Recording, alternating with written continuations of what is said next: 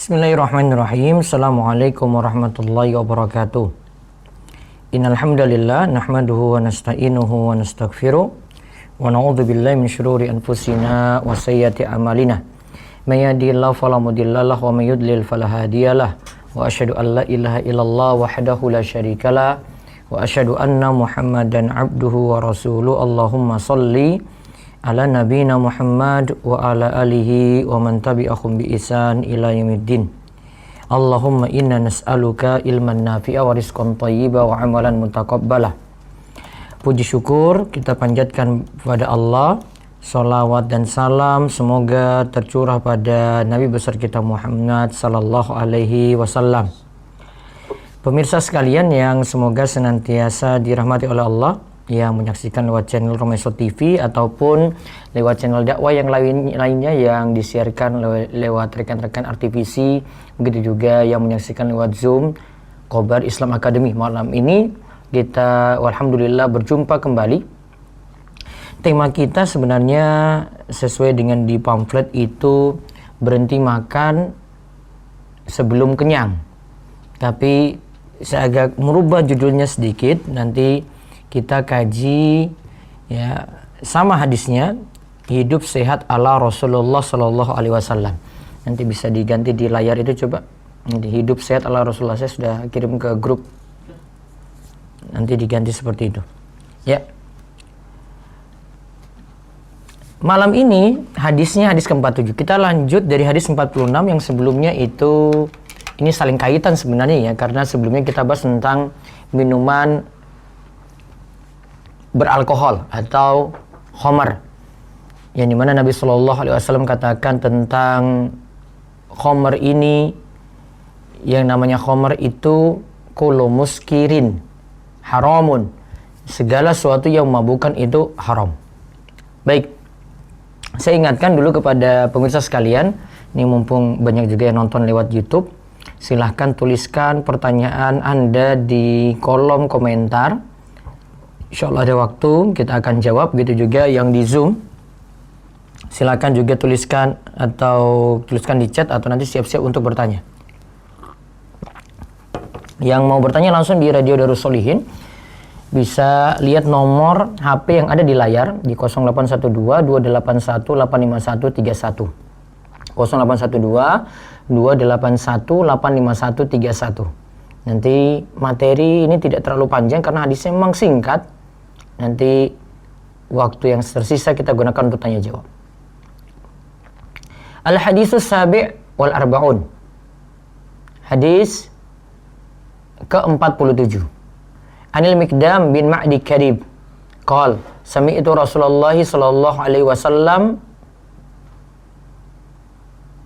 yaqul ma mala'a adamiyun wi'a'an syarran min batnin bihasbi ibni Adam ukulatun yukimna sulbahu fa in kana la mahalata fa sulusun li ta'amihi wa sulusun li syarabihi wa sulusun li nafsihi wa sulusun li nafasihi.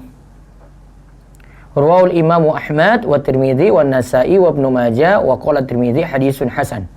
Dari Al-Miqdam bin Ma'di Karib. Dari Al-Miqdam bin Ma'di Karib. Ia katakan bahwasanya Rasulullah Shallallahu Alaihi Wasallam itu bersabda. Ya. Dari Al-Miqdam bin Ma'di Karib radhiyallahu anhu, ia berkata bahwasanya Rasulullah Shallallahu Alaihi Wasallam bersabda, tidak ada tempat yang lebih jelek daripada memenuhi perut Bani Adam, anak keturunan Adam. Tidak ada tempat yang lebih jelek daripada memenuhi perut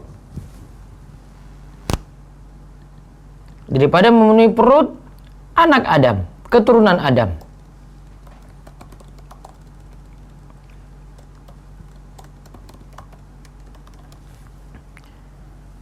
Lalu dikatakan bihasbibni Adam, cukup Bani Adam, cukup keturunan Adam, mengonsumsi yang dapat menegakkan tulangnya. Mengonsumsi yang dapat menegakkan tulangnya. Ingat ya, kalimatnya itu jelas ya. Artinya ya secukupnya saja. Yang sudah membuat dia itu kuat ibadah, kuat jalan, kuat beraktivitas, kuat pergi kantor, kuat untuk melakukan pekerjaan dalam rumah gitu. Secukupnya.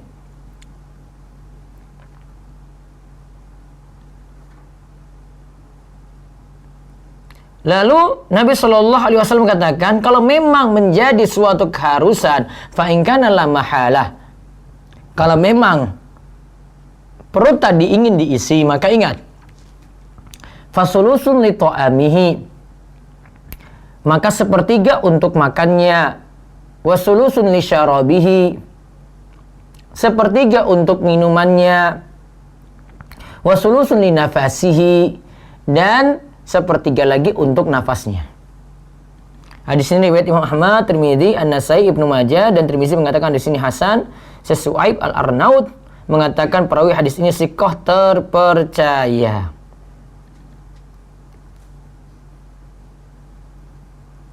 Jadi hadis ini bisa kita terima. Lihat ya. Kalau ingin saya gambarkan hadis ini atau ingin pahamkan hadis ini, lihat Nabi SAW katakan yang paling jelek untuk diisi itu adalah perutnya keturunan Adam. Terus kita disuruh ngisi perut ini cuma secukupnya saja. Yang penting badan kita itu bisa gerak. Lalu kalau memang mau diisi menjadi suatu keharusan untuk diisi, ya, maka sepertiga untuk makan, sepertiga untuk minumannya, ya. Kemudian sepertiga lagi untuk nafasnya. Nah, ini diajarkan di sini. Nah, faedah hadis ini dijadikan landasan untuk memahami kiat hidup sehat dari Nabi Sallallahu Alaihi Wasallam. Di jamaah ya. Kalau mau hidup sehat, jalani hadis ini. Jadi ingat, kiat hidup sehat ala Rasulullah Sallallahu Alaihi Wasallam, jalankan hadis ini.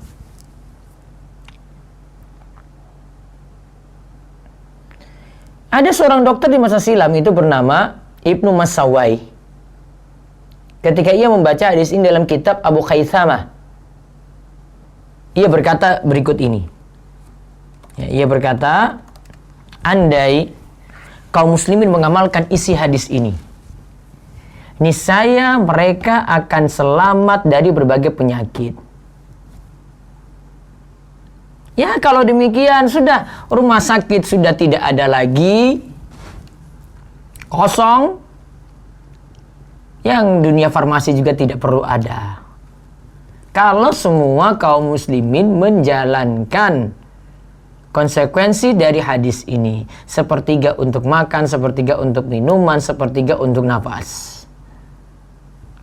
Beliau mengatakan demikian dikarenakan perut yang terbiasa terisi penuh. Sebagian pakar juga mengatakan asal dari berbagai penyakit adalah perut yang selalu terisi penuh. Ya. Perut yang terbiasa terisi apa? Penuh. Perut yang biasa kenyang.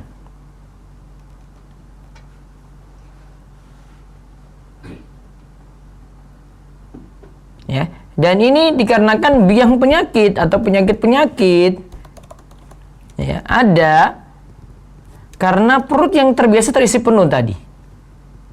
Ya, penyakit-penyakit itu ada karena masalah perut yang terbiasa terisi penuh. Nah, itu mudah orang itu jatuh sakit di sini. Ya, itu maksud kalimat tadi. Beliau mengatakan demikian dikarenakan berbagai penyakit disebabkan oleh perut yang terbiasa terisi penuh.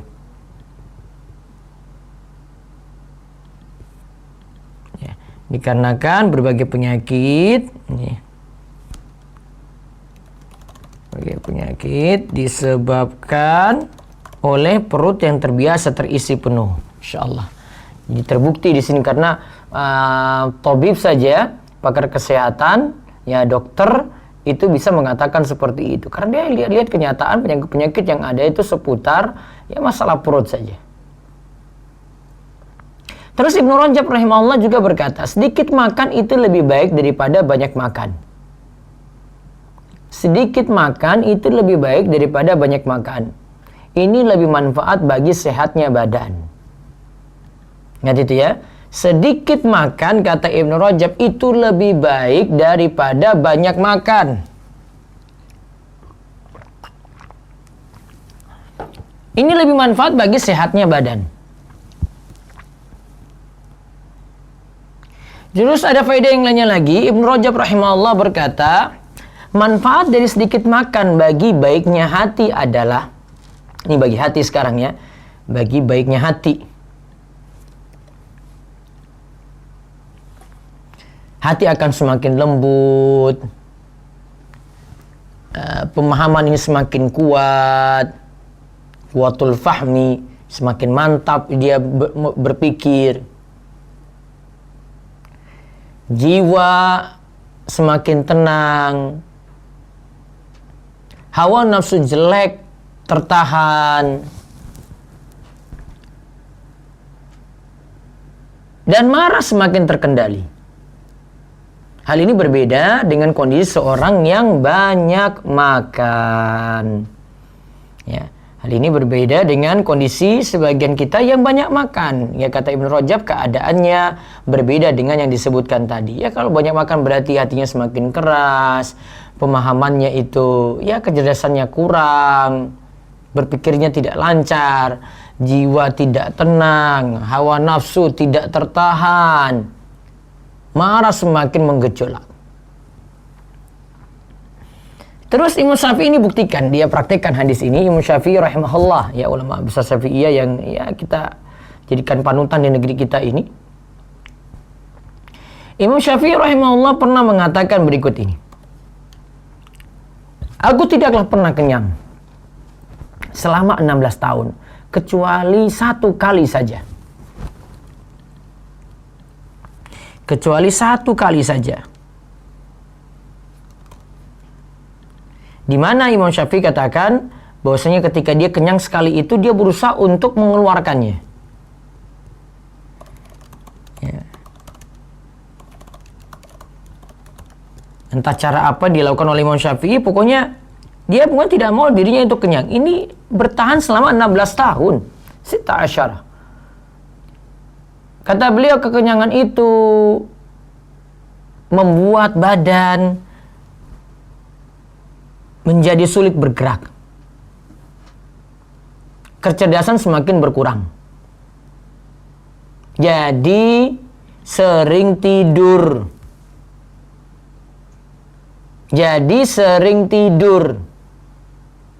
Dan melemahkan seseorang dari beribadah. Masya Allah. Semoga Allah Subhanahu wa taala merahmati Imam Syafi'i yang mengatakan kalimat yang luar biasa bagusnya. Ya, jadi ingat ya, di sini mudaratnya ini kata Imam Syafi'i karena dia praktek langsung. Imam Syafi'i itu katakan selama 16 tahun dia tidak pernah kenyang kecuali sekali saja. Yang kata beliau, aku berusaha untuk mengeluarkannya.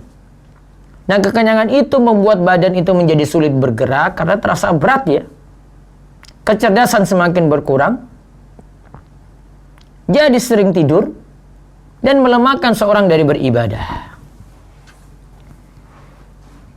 Kemudian faedah yang lainnya lagi, ini dari Syekh Abdul Razak di kitabnya Fathul Qawil Matin.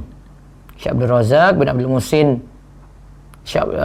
Ini dari Syekh bapaknya ya, dari Syekh Abdul Muhsin. Di kitabnya Fathul Qawi, bapaknya Syekh Abdul Razak. Ini poin ke-6, 7, 8, 9. Ini poin ke-6 disebutkan hadis ini menerangkan adab syar'i bahwa kita ketika makan hendaklah sesuai kadar kebutuhan. Jangan banyak-banyak, jangan berlebihan. Kemudian yang ketujuh di sini mengingatkan agar tidak mengisi perut. Ya, agar tidak membuat perut kekenyangan. Ya. agar tidak membuat perut kekenyangan, karena dampaknya adalah mudah datang penyakit dan mudah malas. Maka kita sering dengar kalimat itu, berhentilah makan sebelum kenyang. Ya, itu asalnya dari pembahasan ini nih. Walaupun nanti saya akan singgung tentang hadisnya nanti. Terus yang kedelapan, secukupnya dalam mengisi perut lebih memanjangkan umur. Karena orang akan sehat terus, umurnya lebih panjang. Dia sudah melakukan sebab di situ untuk umurnya lebih panjang.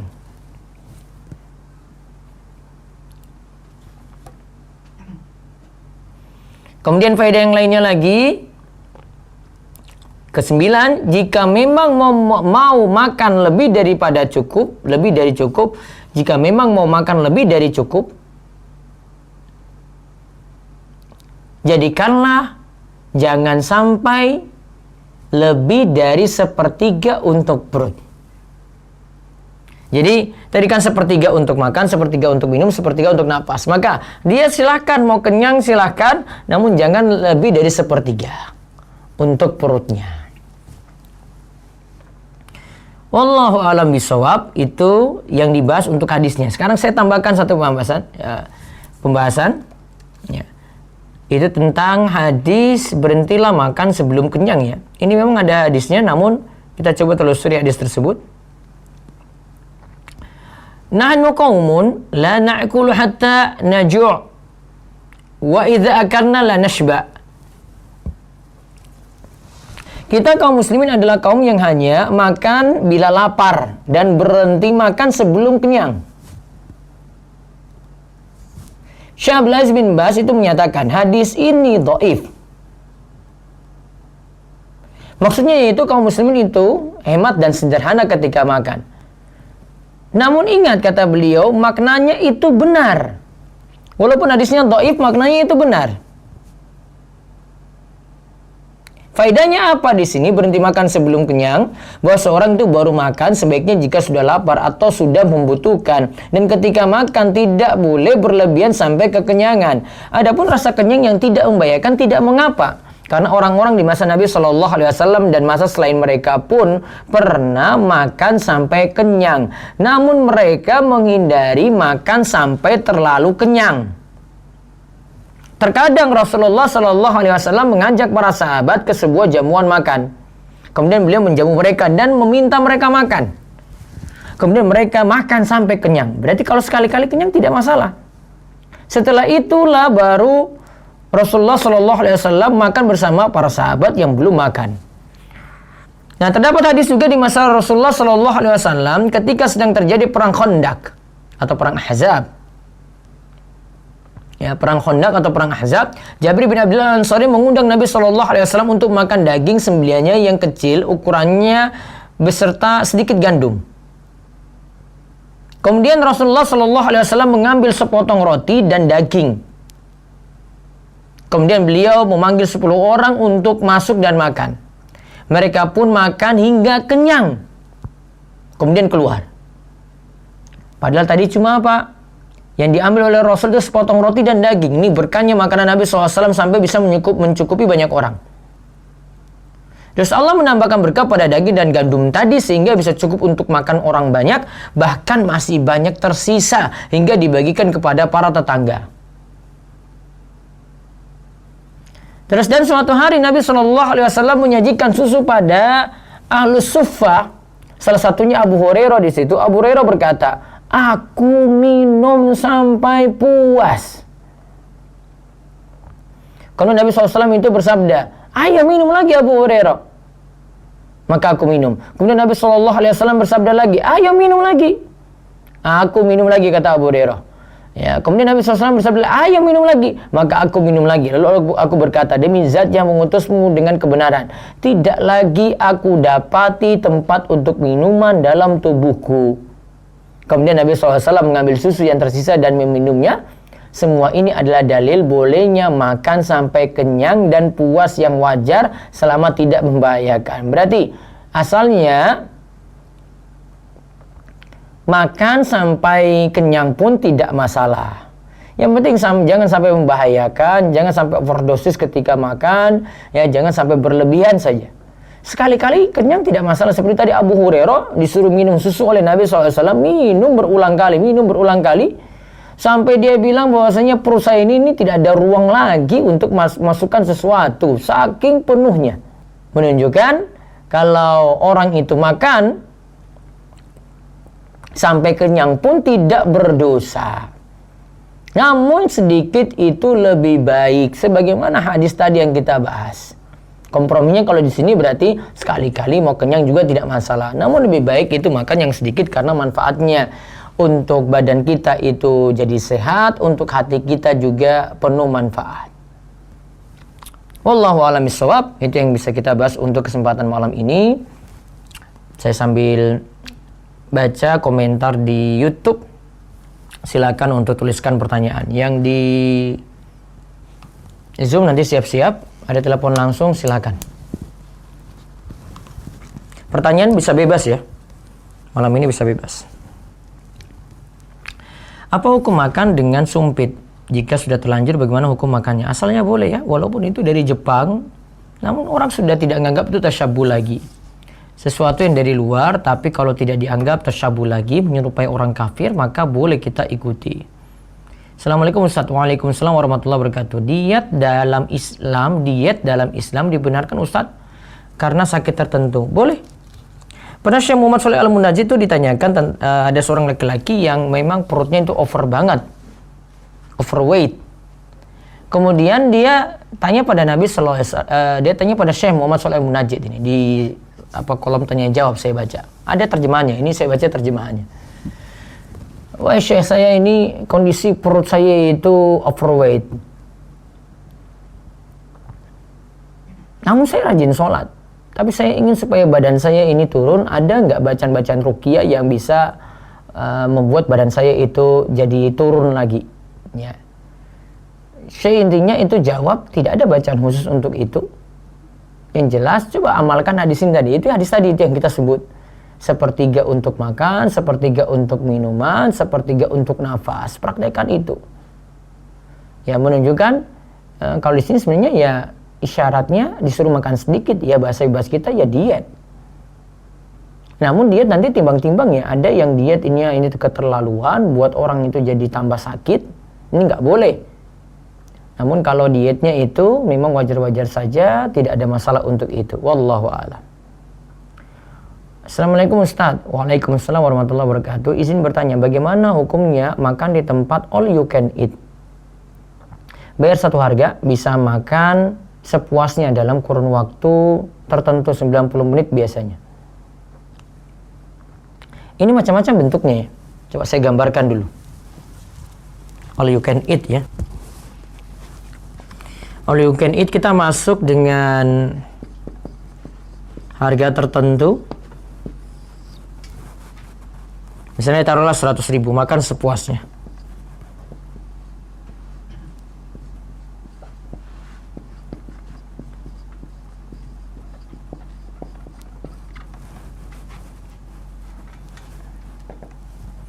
Ini ada beberapa tinjauan ya. Saya nanti memandangnya dari sisi harga sebenarnya.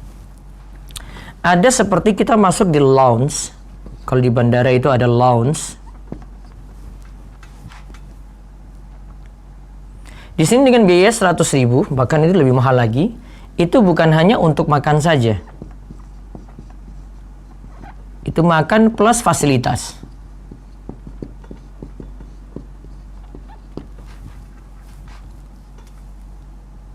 Kalau ini boleh-boleh saja. Hukumnya boleh.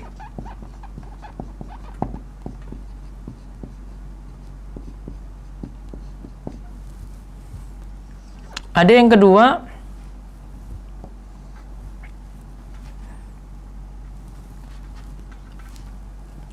gorornya sedikit.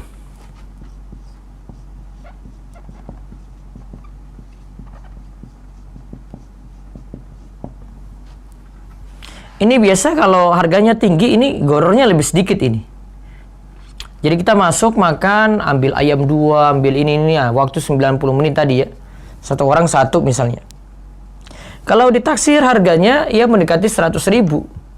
Ya paling cuma sedikit saja lah. Maka kalau goror sedikit boleh.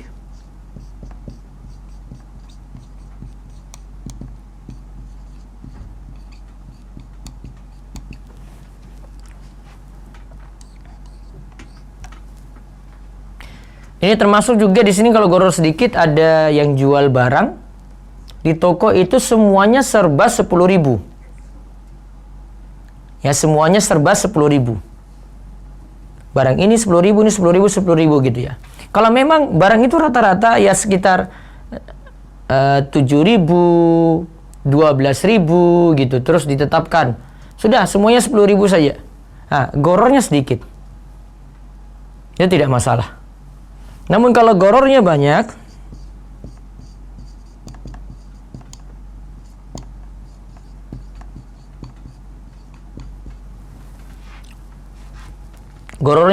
jadi misalnya kalau harga tinggi ini agak sulit ya.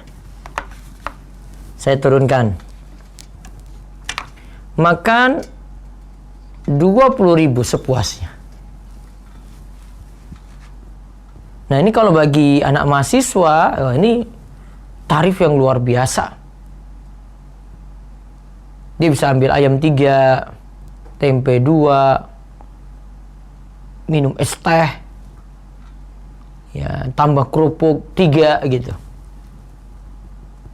Yang ini kalau mau ditaksir hitungannya itu jauh sekali dari 20.000. Gorornya kalau besar, maka hukumnya tidak boleh.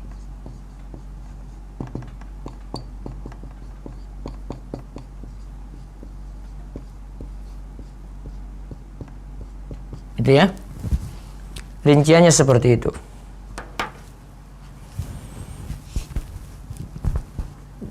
Assalamualaikum Ustaz. Waalaikumsalam warahmatullahi wabarakatuh.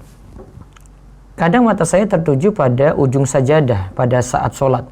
Namun setelah sadar langsung menuju ke tempat sujud. Apakah sholat saya sah? Sah ya. Ini masalah pandangan saja. Ini memenuhi sunnah, bukan memenuhi melanggar rukunnya.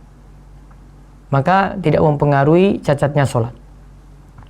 Assalamualaikum Ustaz. Waalaikumsalam warahmatullahi wabarakatuh. Bagaimana hukum menelan dahak yang ada di mulut pada saat puasa? Puasanya sah, apalagi kalau sulit dihindari. Terus apakah puasanya sah? Puasanya sah karena refleks tertelan dan tidak bisa terhindarkan. Iya, puasanya tetap sah. Assalamualaikum Ustaz. Waalaikumsalam warahmatullahi wabarakatuh. Ustaz, jika tidur setelah sholat isya, ya tidur setelah sholat isya, apakah harus wudhu lagi? Sedangkan saya masih mempunyai wudhu atau harus meniatkan lagi wudhu untuk tidur. Mau ulangi wudhu tidak masalah, mau pakai wudhu pas isya juga dibolehkan. Ada telepon langsung, silakan. Ada? Ya. Assalamualaikum. Ya, dengan siapa di mana? Ya, dengan siapa di mana? Ya, silakan. Ya. Apa? Sebentar. Coba diulang lagi, terputus-putus. Pelan-pelan. Ya, kualitas. Jadi, Ana bekerja di perusahaan yang dimana Ana bekerja di bagian purchasing-nya. Ya. Apa itu tugasnya? Membeli barang-barang yang di-request oleh tim sales. Iya. Terus? Nah, pada saat saya memesan dan sudah anak kirim barang. Terus? Halo. Iya, terus. Iya. Dan saat itu tiba-tiba aku melihat kalau di rinciannya itu ternyata si salesnya ini suka menyogok Ustaz, ada uang sogokan gitu Ustaz. Disogok ke siapa? Bayar sogok ke siapa? Yang nyogok ini si salesnya ke customernya. Terima kasih. Nyogoknya kayak gimana? Nah, Anda nggak tahu tuh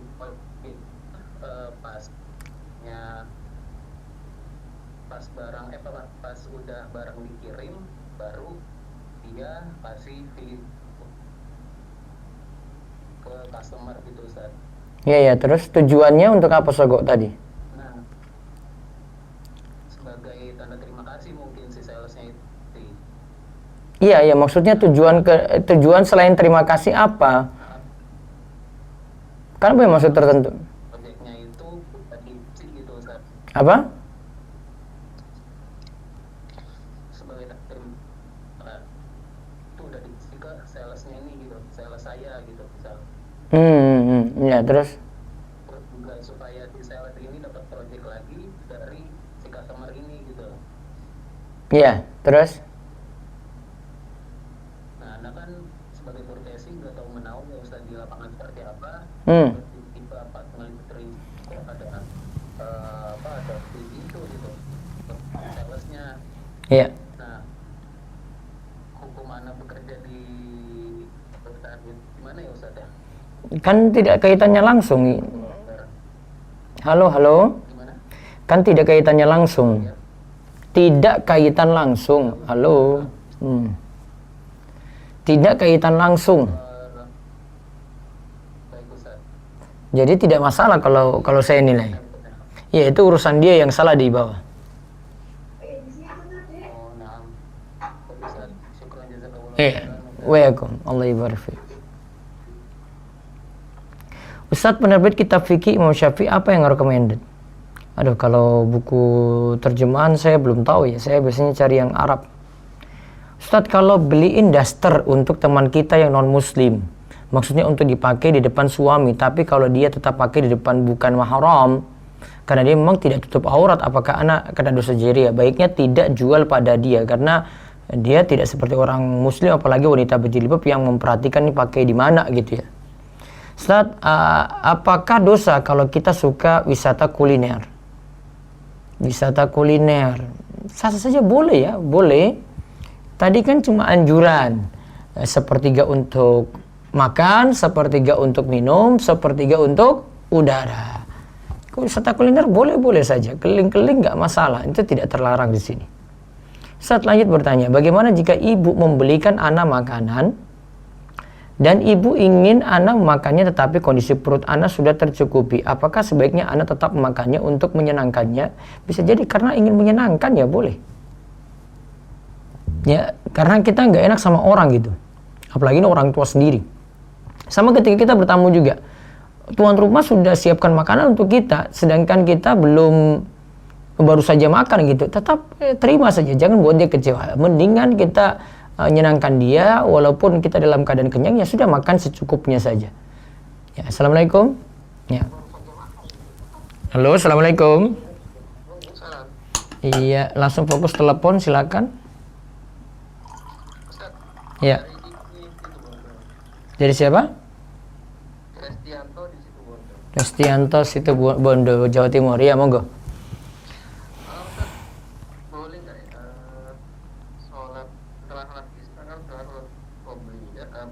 Kemudian saya lanjut dengan sholat malam 2 rakaat, kemudian witir 1. Boleh saja. Lalu saya tidur. Iya, terus? Setelah bangun sepertiga malam, saya lanjut untuk sisanya untuk ke 11 rakaat. Boleh. Boleh Ustaz, ya? Iya, nanti tidak tutup witir lagi. Ya, witirnya dilaksanakan di setelah Isya tadi kan? Iya, boleh. Boleh. Baik. itu aja Ustaz. Nggih. Terima kasih, jazakallahu khair.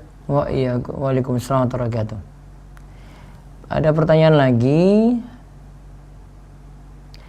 Assalamualaikum Ustaz. Waalaikumsalam warahmatullahi wabarakatuh. Izin bertanya, hukum makan ular Ustaz.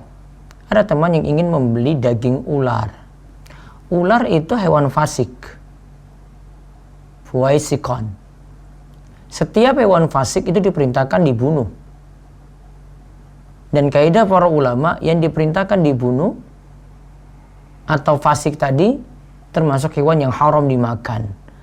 Maka kalau dia tanya, ada teman yang ingin membeli daging ular, ingatkan dia kalau dia muslim, takwalah pada Allah. Dalam Islam tidak dibolehkan kayak begitu. Dan ingat, yang halal itu lebih banyak daripada yang haram ya. Apalagi yang haram itu sebenarnya untuk mencarinya sulit. Ular itu kan nggak kayak kita ternak ayam gitu kan. Ternak ular itu kan nggak kayak ternak ayam. Ya, kalau ternak ayam, nah itu jelas tuh mudah, dia bisa produksi banyak gitu. Ternak ular ada waktu tertentu, mungkin dia pemeliharaannya lagi sendiri, pakannya juga beda. Ya, ini pakan, ini bangkai di situ. Ya. Maka ular nih yang masalah. Jadi Kalau ditanya beli daging ular, makannya itu haram. Dan kemarin kaidah yang kita bahas, kalau barang itu ya sudah haram, maka haram diperjualbelikan. Maka membelinya juga jadi haram. Yang jual juga makan upah yang haram. Terus bagaimana jika ada makanan sisa dan kita sudah kenyang, tapi kita takut makan tersebut mubazir dan basi? Bagaimana solusinya, Ustaz? Kalau bisa diawetkan, jadi dipanasi lagi besok, nggak masalah ya. Kalau tidak, riskan bagi kita, maka kasih ke orang lain, kasih tetangga gitu ya, kasih orang yang butuh ya, biar makanannya tidak mubazir. Izin bertanya, apa hukum memberikan promo dengan cara customer diminta untuk mengumpulkan kemasan sejumlah misal 3 kemasan untuk kemudian agar pembeli mendapat 1 gratis produk? Di buku Harta Haram Muamalat Kontemporer ini yang dikritisi oleh Ustaz Irwandi, kalau dikumpulkan kemasan akhirnya orang-orang itu semangat untuk membeli barang padahal tidak butuh. Karena kemasan yang dia ingin kumpulkan, dituntut untuk kumpulkan kemasan, dia beli banyak-banyak. Nah, dari sisi ininya masalah. Pertama, boros dari sisi belanja. Kemudian yang kedua, kalau ini terjadi maka peluang judinya ada di situ.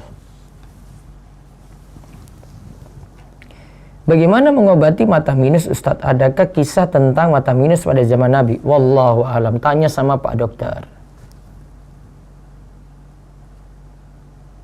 Terus, tadi terlewat ya. Ya. Pada malam hari, di dalam hati, saya berniat berpuasa esok hari.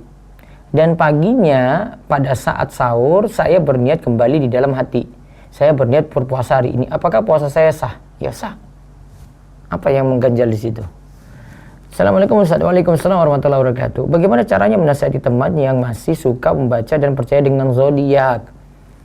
Nasihati, ya katakan kalau kamu masih baca, sholatmu tidak diterima 40 hari. Ya, Waalaikumsalam warahmatullahi wabarakatuh. Asteria lagi. Bagaimana hukum dagangan yang sudah 1 tahun tapi belum memenuhi nisab? Apakah perlu dizakati, Ustaz? Kalau tidak memenuhi nisab ya sudah, tidak kena zakat. Apakah sholat tahajud di jam 3:30 itu masih sah? Masih sah ya. Terus nasihatnya apa hukumnya jika dalam pengurusan dokumen kependudukan di daerah tertentu ditarikin biaya? Apakah kita yang memberi juga berdosa? Tidak, karena itu hak kita. Maka dia yang nuntut tadi, dia yang minta, dia kalau itu melanggar aturan berarti dia yang berdosa. Kita berhak untuk mendapatkan hak kita untuk dapatkan pelayanan tadi. Assalamualaikum Ustaz. Waalaikumsalam warahmatullahi wabarakatuh. Izin bertanya, apakah yang dimaksud dengan doa apa ini? Jaushan Kabir. Maaf, saya belum kenal. Satu telepon lagi baru setelah ini saya buka Zoom ya. Halo. Ya. Waalaikumsalam warahmatullahi wabarakatuh. Dengan siapa, di mana? Dengan Bapak Heri, Ustaz. Di mana ini? Ya, silakan. Apa mau bertanya, Ustaz? Iya. Bagaimana hukumnya ketika kita meminta ruqyah kepada orang yang dikatakan alim, ya, Ustaz? Tapi ruqyah tersebut ada kayak syarat-syarat, Ustaz. Apa itu? Misal kita dikasih minum air aqua, tapi ada syarat, misal setelah minum air tersebut kita tidak boleh berhubungan sama istri, Ustaz. Aduh, itu tidak ada itu. Itu saya belum tahu ada dalil-dalil yang larang-larang seperti ini, itu nggak ada itu. Iya, ruqyah biasa saja.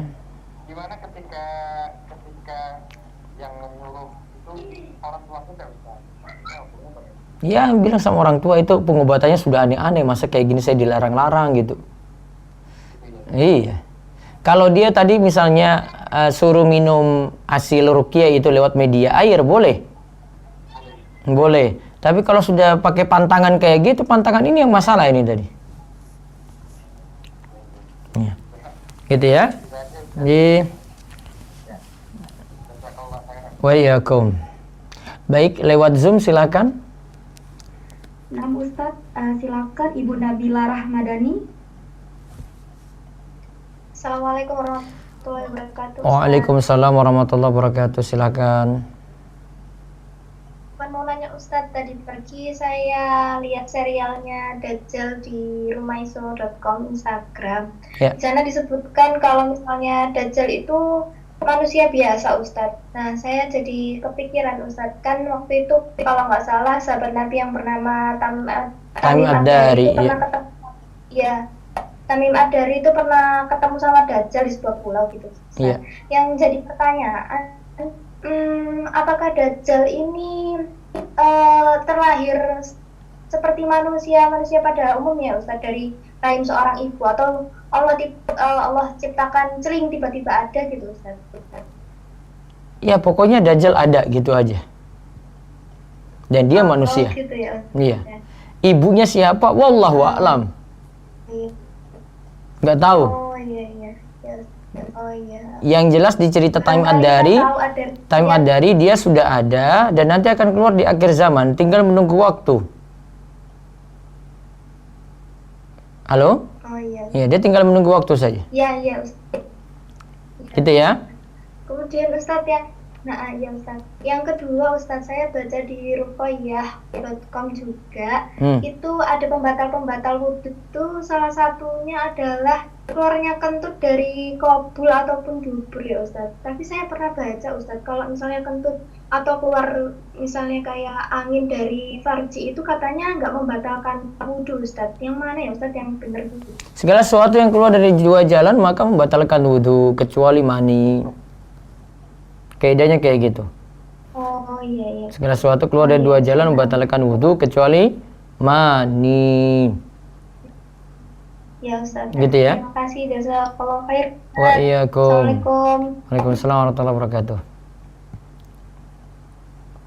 Selanjutnya Ibu Dina Yunitasari. Bismillah, Assalamualaikum. Waalaikumsalam warahmatullahi wabarakatuh. Silakan.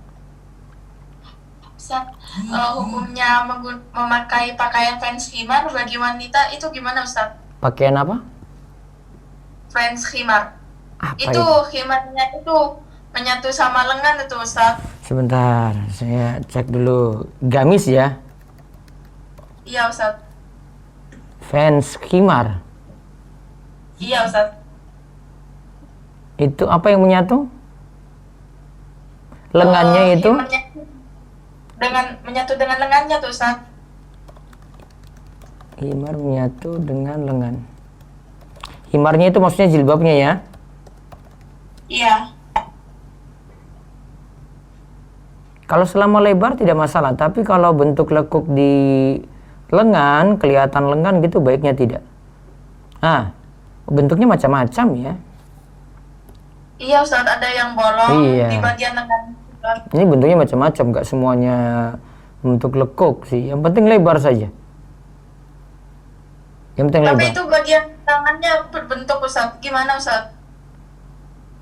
Kalau ini dia berbentuk cuma untuk keluar gini saja, untuk tangan saja yang keluar nggak masalah.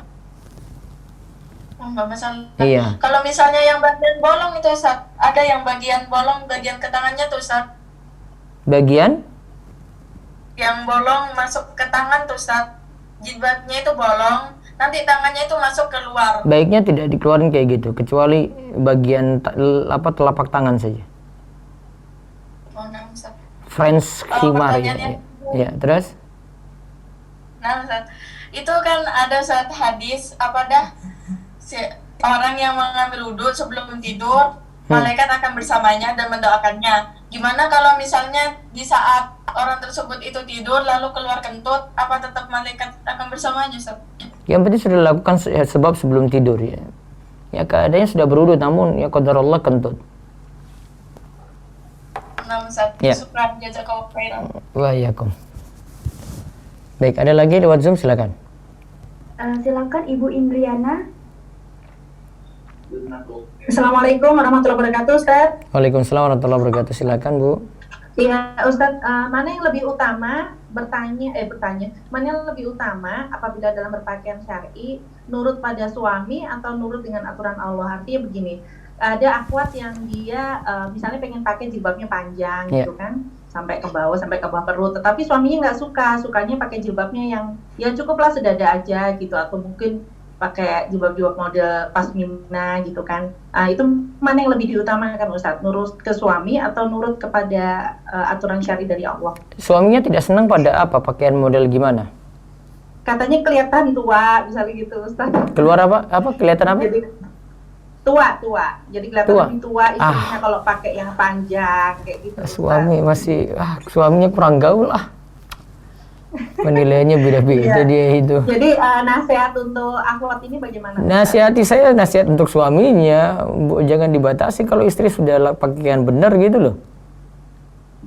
Bukan akhwatnya. Ya itulah kadang-kadang istrinya merasa takut untuk melawan suaminya. Iya, nggak usah lawan, tapi ya pakai saja. Bilang saya yakinnya seperti ini yang benar gitu. Oke. Iya, gitu ya. Berarti butuh dipahamkan saja ya Ustaz ya. Iya. Ustadz, satu lagi ada saran mungkin untuk seseorang ikhwan yang mau ta'aruf dengan seorang akhwat yang jaraknya sangat jauh, yaitu 23 tahun usianya. Ikhwannya berapa? Ikhwannya udah 44. Terus akhwat? 21. Ya sudah, nggak apa-apa. Iya. Sarannya aja Ustadz, maksudnya nasihatnya, karena kalau itu yang laki-lakinya apa, duda apa perjaka? Duda Ustadz. Nah, kuncinya cuma satu sebenarnya. Akhwat itu orang tuanya setuju atau tidak? Sepertinya setuju Ustadz. Nah, kuncinya cuma di situ. Mau melangkah ke ta'aruf ya. Kalau orang tua nggak setuju, saran saya nggak usah nekat-nekat. Oke. Iya. Jadi ke orang tua, lebih ke restu orang tuanya ya. Betul, Bu. Iya, baik. Jazakallahu khair Ustaz. Waalaikumsalam. Baik, satu lagi sebelum saya beralih ke telepon. Nama Ustaz, silakan Pak Fajri. Assalamualaikum Ustaz. Waalaikumsalam warahmatullahi wabarakatuh. Monggo Pak Fajri. Ustaz, izin bertanya. Jadi ada seorang pegawai pemerintahan. Dia ini bergerak di bidang pelayanan Ustaz. Cuman setelah melayani orang, biasanya orang ini memberi uang terima kasih Ustaz, atau amplop lah. Terus uang tersebut diserahkan ke atasannya. Lalu atasan pegawai tersebut membagi uang tersebut ke staf-stafnya Ustaz. Nah, uang itu tidak dipersyaratkan di awal Ustaz, tapi setelah selesai pelayanan biasanya orang yang dilayani itu inisiatif memberi. Nah, apa hukum uang tersebut Ustaz terhadap staf-staf yang dibagi oleh atasan tadi? Yang pertama, saran saya kalau pegawainya terima uang tips tadi, jangan kasih ke atasan, karena dia PNS sebenarnya. PNS ini agak sulit cari atasannya siapa. Beda kalau dia di perusahaan punya direktur ya. Kalau PNS beda. Ya, jadi dia pegang uang tadi, terus tidak kasih ke atasan, terus disalurkan untuk kepentingan sosial. Tapi kalau sudah terlanjur dikasih ke atasan, kemudian dibagi oleh atasan ke anak buah yang lainnya, maka yang menerima baiknya tidak manfaatkan. Jadi kalau seandainya uang tersebut dikasih langsung ke pegawai, baiknya kita terima terus disalurkan begitu? Iya, tidak dimanfaatkan. Salurkan ke fakir miskin boleh, atau fasilitas sosial. Terus satu lagi Ustaz. Iya. Bagaimana cara melunasi hutang yang sudah lama Ustaz? Contoh hutang 50.000 di tahun 2000. Mau dilunasi tahun 2020. Itu kan nilainya udah beda Ustaz. Tidak memperhatikan nilai yang berubah tadi, maka bayar dengan 50.000 juga. Gitu Ustaz, ya. mau konfirmasi satu lagi Ustaz. Kemarin anak jawab kuis tanggal 16 Juni dengan tema melihat teman maksiat. Nah, terus itu bukunya. Wah, coba nanti telepon, kirim alamat ulang lagi itu. Mungkin alamatnya kita nggak terima atau ada kendala yang lain. Biasanya langsung dikirim. Nanti kirim alamat lagi Pak ya, biar kita kirim. Sama beritahu buku apa yang dikasih, saya lupa juga bukunya. Fikih bulan Syawal kalau nggak salah Ustaz. Ya mudah-mudahan ada, nanti bisa ini, kirimkan aja alamatnya. Matur nuwun. Siap Ustaz. Syukran jazakallahu khairan Ustaz. Waalaikumsalam. Baik, telepon langsung ada? YouTube dulu, YouTube. Bagaimana caranya menasihati teman yang masih suka zodiak? Tadi sudah.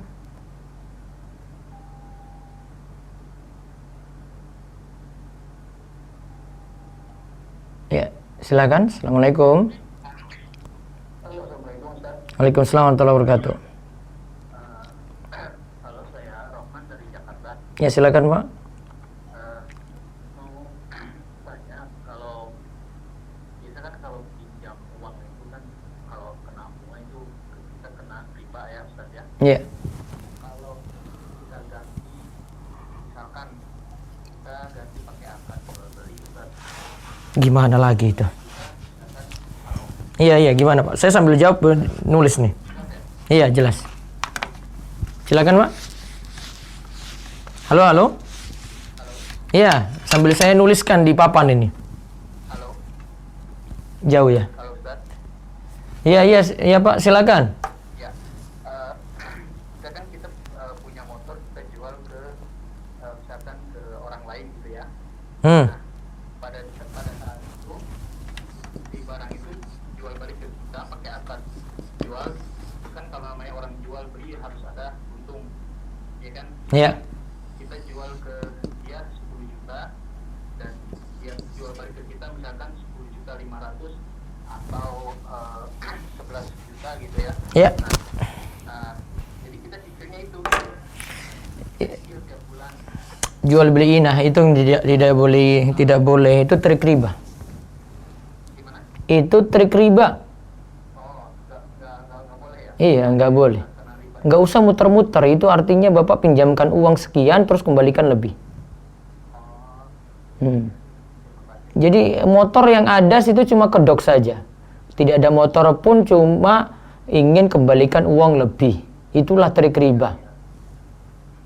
Coba aja hilangkan motornya, sama nggak? Sama kan? Kembali uang, dia kembali 10 juta, kembalikan 12 juta misalnya. Riba. Namanya ainah, jual beli ainah. Tadi pagi saya bahas, bisa dicek video saya yang tadi pagi. Ji. Waalaikumsalam warahmatullahi wabarakatuh. Apakah boleh seorang laki-laki memakai bahan sutra KW? Seandainya tidak boleh, apakah boleh anak jual teman yang non-muslim? Kalau sutranya ini memang tidak ada unsur sutra sama sekali, ya tidak terkena larangan ya. Wallahu alam. Ya, assalamualaikum.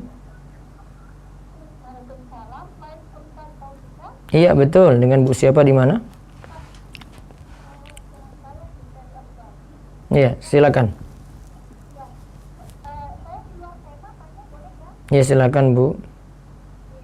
Jadi masalahnya gini, udah 1 tahun yang lalu saya ada akad utang sama orang. Waktu itu akadnya kita sepakat dengan akad harga emas saat itu. Harga emas saat, tapi utangnya pakai uang apa pakai emas? Pakai ya itu, karena kita online, jadi lewat pakai uang kan. Gimana statusnya? Terus dibayar saat ini pakai harga emas saat ini. Terus? Iya, kita sepakatnya nanti bayarnya dengan sesuai harga emas saat dia membayar. Harga emas saat dia membayar, tapi yang dipinjam itu uang.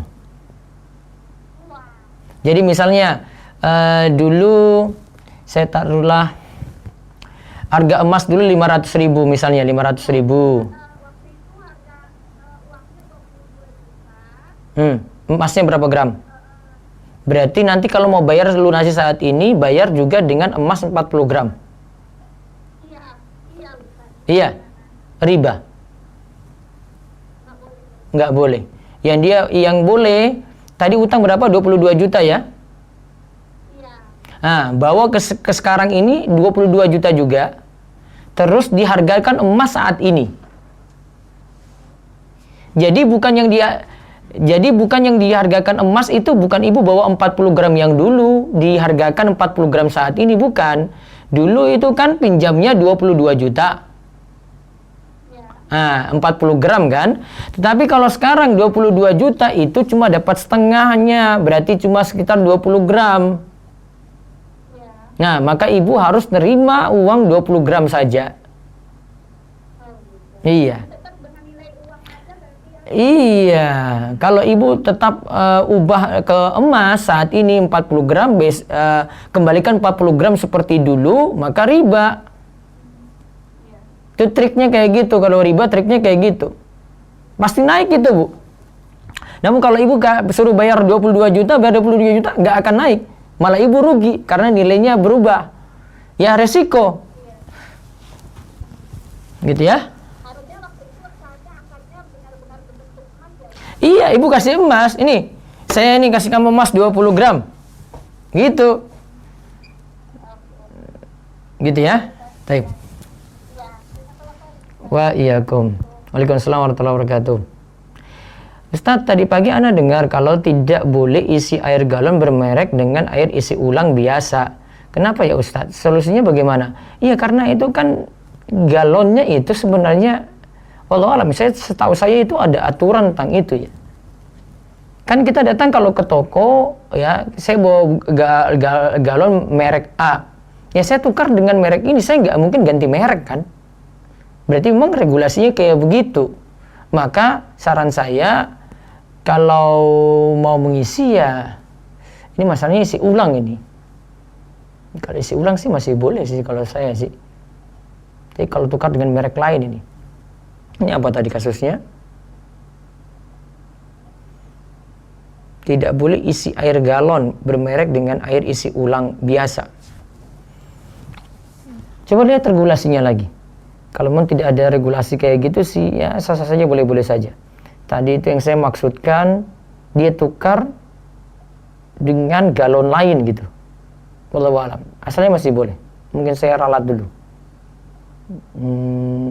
Sini solusinya bagaimana Ustaz? Karena kalau pakai isi ulang yang bermerek jauh mahal dari air isi biasa. Nah, itu yang maksud saya tadi. Dia diperkenankan nggak kalau punya galon ini terus diisi dengan kualitasnya di bawah itu dengan air biasa? Nah, diperkenankan nggak? Kalau memang tidak ada aturan kayak gitu ya sah-sah saja untuk isi dengan isi ulang yang lainnya gitu. Wallahu a'lam. Ya, silakan telepon. Assalamualaikum. Ya, dengan siapa di mana? Ya, silakan. Ya, silakan. Suaranya kurang kencang ya. Iya. Halo. Iya. Ya, Assalamualaikum. Waalaikumsalam. Iya, silakan. Saya mau mengajukan pertanyaan ke Ustaz. Iya, silakan. Saya ada halo. Iya, saya langsung Pak. Monggo. Halo. Ini dengan saya langsung. Silakan bertanya Pak. Terima kasih. Saya ada usaha untuk pendidikan bahasa Jepang dan membantu memberangkatkan beberapa Jepang. Iya. Sebelumnya saya modal dari dana pribadi, cuma karena untuk saat ini ada kebutuhan keberangkatan banyak, saya berencana ingin mencari investor. Seperti itu. Nah, yang saya takutkan ketika nanti si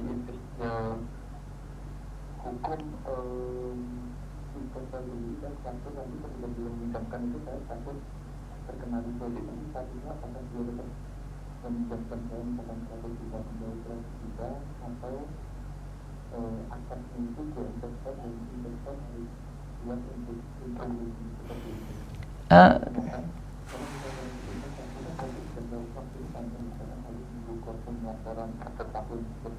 Iya. Kalau misalkan kita kontrakkan pendek, misalkan 3 bulan untuk berangkatkan itu aja, setelah itu kita hitung keuntungan dari gaji itu apakah bisa disebutkan? Tergantung Pak, akadnya dengan pihak investor itu gimana. Kalau akadnya itu uang harus dijamin balik, secara utuh, maka transaksinya sebenarnya meminjamkan. Namun kalau tidak ada kelebihan nanti nggak boleh. Namun kalau transaksinya itu uang itu tidak dijamin, artinya kalau rugi maka pihak investor tidak dapat ya hasil apa-apa juga. Nah, maka jadinya itu mudharabah. Jadinya bagi hasil. Tapi itu tidak dijamin. Artinya nggak boleh dituntut nanti kembalikan semuanya gitu, enggak. Kalau rugi ya sudah, nanggung. Pelaku usaha itu nanggung, yang pemilik modal juga nanggung rugi tadi. Seandainya dia, taruhlah dia bilang, sekarang saya mudharabah Pak, gitu. Tapi dia pingin untuk uang dijamin juga, maka akadnya yang dari mudharabah tadi berubah jadi meminjamkan. Jadi kata-kata dia tadi tidak dianggap. Gitu. Jadi akadnya langsung otomatis berubah jadi qardun, meminjamkan.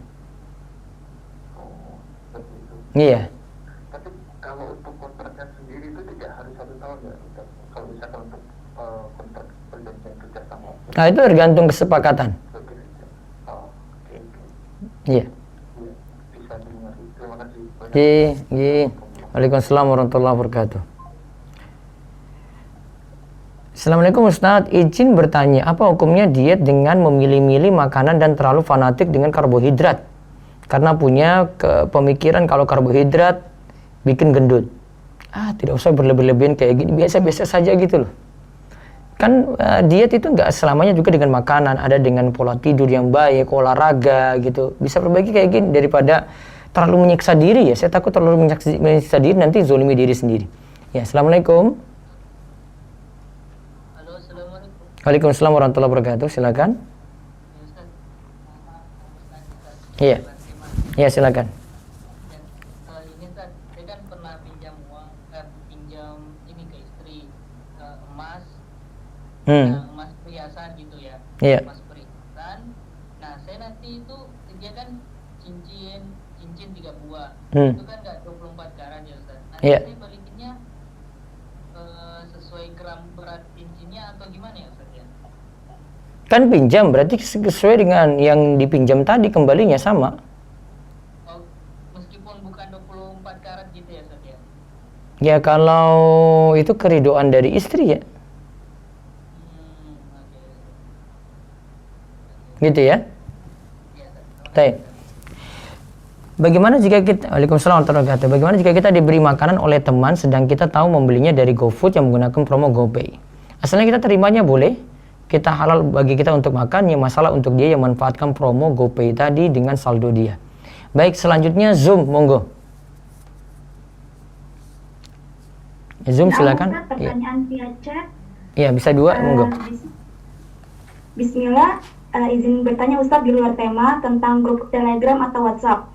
Apakah kalau kita masuk ke dalam grup nasihat, lalu kita kadang tidak membuka untuk membacanya, atau kadang membaca tapi belum tentu bisa melaksanakan apa yang grup itu sampaikan, maka apakah kita berdosa? Apakah lebih baik meninggalkan grup tersebut saja, atau bagaimana solusi terbaiknya Ustadz? Tetap di grup tersebut, ya. Dan saran saya ya manfaatin keberadaannya dia di grup tadi ya. Wallahu a'lam. Ya, terus satu lagi. Assalamualaikum Ustadz, bagaimana adab makan ala Rasulullah? Bagaimana jika kita makan tapi bersuara atau kelontengan, sendoknya berbunyi? Apakah benar jika makan berbunyi atau bersuara nanti mengundang setan untuk ikut makan juga? Jazakallah. Wallahu a'lam, saya belum mengetahui dalil yang melarang seperti itu. Itu anggapan orang-orang kita saja ya. Wallahu a'lam. Ya, silakan lagi Bu.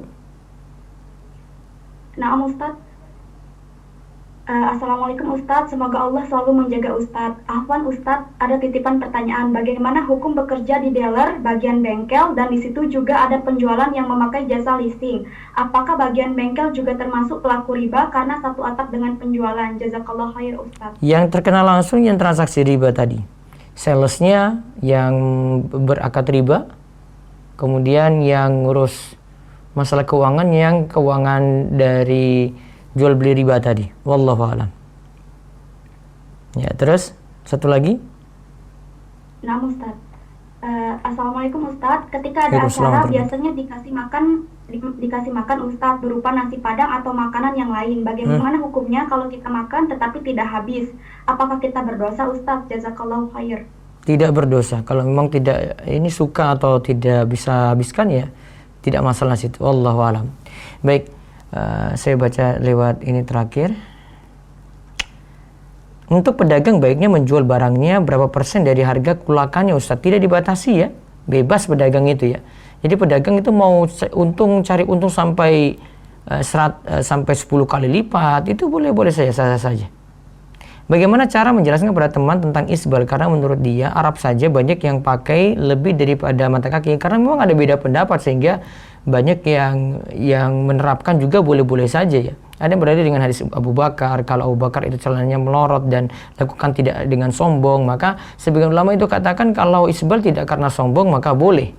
Ya, maka orang-orang lain umum kayak begitu keadaannya ya. Maka nasihatnya pelan-pelan saja. Ustadz, bolehkah mengasih makan ikan predator dengan ikan kecil hidup untuk menumbuhkan insting predatornya? Wallahu alam, tidak ada masalah untuk ini karena ini ikan ya, tidak diikatkan dengan masalah hukum. Ustadz izin bertanya, bagaimana dengan hewan fasik yang hidupnya di perairan seperti ular laut, anjing laut, dan lain-lain? Dia selama hewan air apapun itu halal untuk dimakan, walaupun punya nama yang sama dengan yang hidup di darat. Apa pemberian hadiah supplier atau vendor setelah project boleh diterima? Dikhawatirkan ada niat agar bisa dipilih sebagai vendor lagi. Tadi ada pertanyaan mirip ini, tapi dia tidak tanya ini ya. Yang jelas, kalau itu bentuknya tips atau sogok, nah ini yang perlu hati-hati di situ. Wallahu a'lam bishawab. Itu saja yang kami sampaikan, mudah-mudahan manfaat. Insyaallah kita ketemu lagi besok pagi di pembahasan tentang masih seputar jual beli jasa ya, tentang akad ijarah. Ya, mudah-mudahan kita bisa raih ilmu yang manfaat untuk pertemuan besok. Baik, demikian kami cukupkan. Kita tutup dengan doa kafaratul majlis. Subhanakallahumma bihamdik, asyhadu an la ilaha illa anta, astaghfiruka wa atubu ilaik. Assalamualaikum warahmatullahi wabarakatuh.